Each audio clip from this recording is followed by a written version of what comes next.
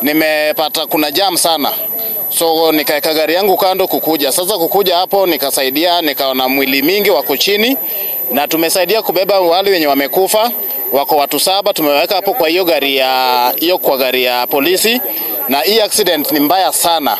I got the information kupitia mtu wa pikipiki ambaye ameniuliza kama nina habari kuna ujumbe umetokea kuhusu ajali mbaya kule Saitoti. So kuanzia hapo basi nikatoka nyumbani mbio na kufika nikadhibitisha kwamba kulikuwa na ajali, na bahati mbaya mke wangu ametuacha kupitia ajali hiyo. It's very unfortunate, na tunaomba Mungu tu atusaidie kwa sababu ni pigo ambalo hakuna mtu ataweza kuziba nafasi hiyo. The accident, this happened that the driver of the said lorry failed to keep his proper traffic lane, hence causing head-on collision with a matatu. Now, at the scene, we collected 6 bodies,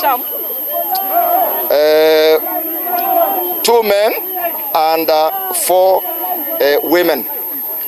Now, the casualties were taken to Saitoti Hospital, and the report that we are getting, the driver of the matatu at the moment ameaga dunia.